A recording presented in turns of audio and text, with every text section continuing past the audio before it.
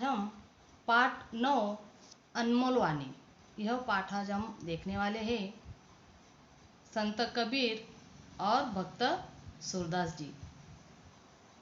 अनमोल वाणी इस दोहे में संत कबीर व भक्त सूरदास के दोहों द्वारा मानव जीवन में सद्गुणों का महत्व स्पष्ट किया गया है।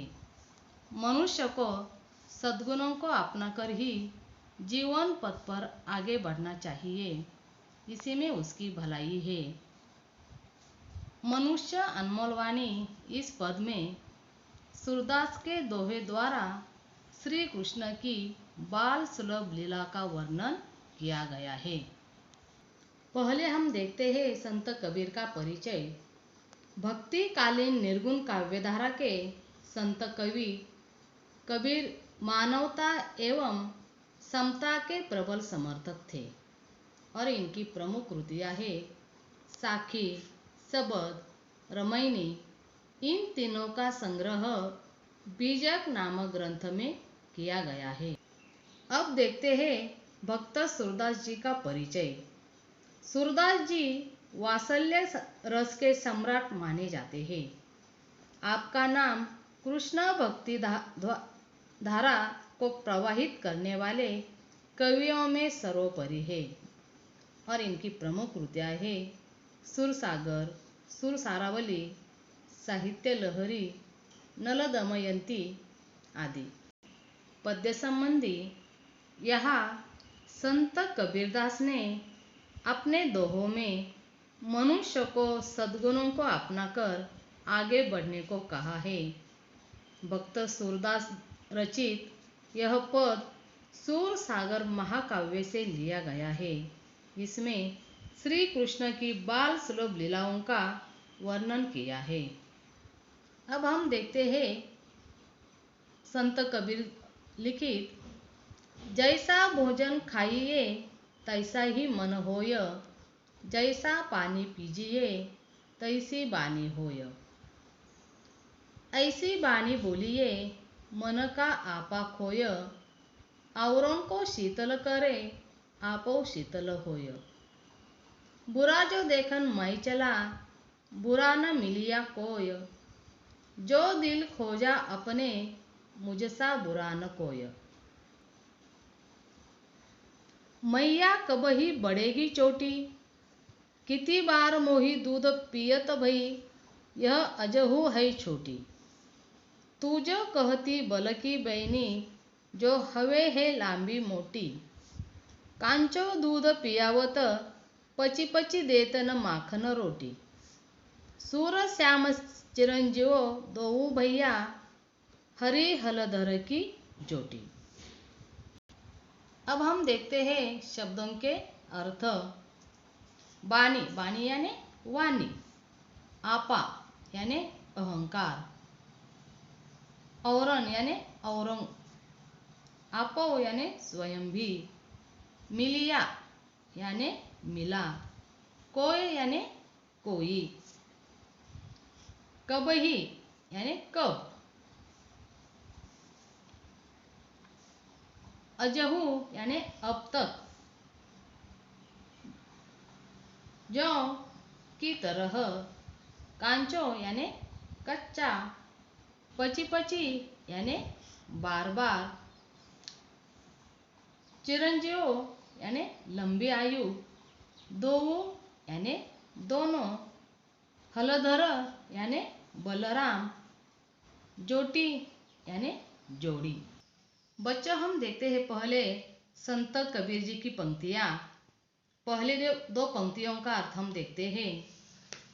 कबीर जी कहते हैं कि हम जैसा भोजन करेंगे वैसा ही हमारा मन होता है या होता जाता है। उसी प्रकार हम जैसा जल पीते हैं वैसे ही हमारी भाषा यानी वाणी हो जाती है। अर्थात सादा शुद्ध सात्विक आहार और पवित्र जल ग्रहण करने से ही हमारा मन और वाणी पवित्र होते हैं। कहने का अर्थ यह है कि खान पान का हमारे शरीर पर बहुत प्रभाव पड़ता है। दूसरे पद्यांश का अर्थ है, या दूसरे पद्यांश में संत कबीर जी कहते हैं, हमें मान और अहंकार का त्याग करके दूसरों से ऐसी मधुर और विनम्र वाणी में बात करनी चाहिए जिससे सुनने वाले को प्रसन्नता हो और साथ ही साथ स्वयं को भी प्रसन्नता हो।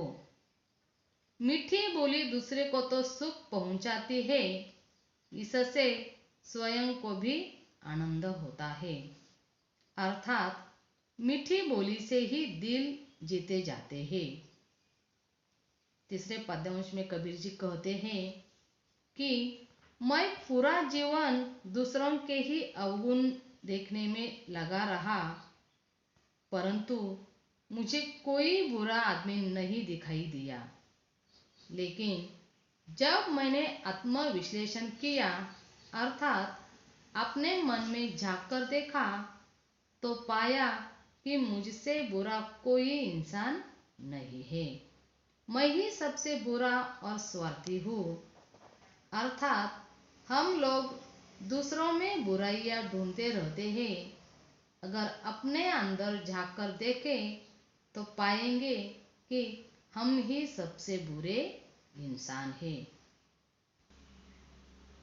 दूसरे पद्यांश में सूरदास जी कहते हैं, बालक कृष्ण माता यशोदा से बाल सुलभ वाणी में पूछती है, माँ मेरी चोटी कब बढ़ेगी? तुम तो हमेशा कहती थी कि दूध पीने से मेरी चोटी बढ़ जाएगी। मुझे दूध पीते हुए बहुत समय हो गया, पर यह आज भी चोटी ही है।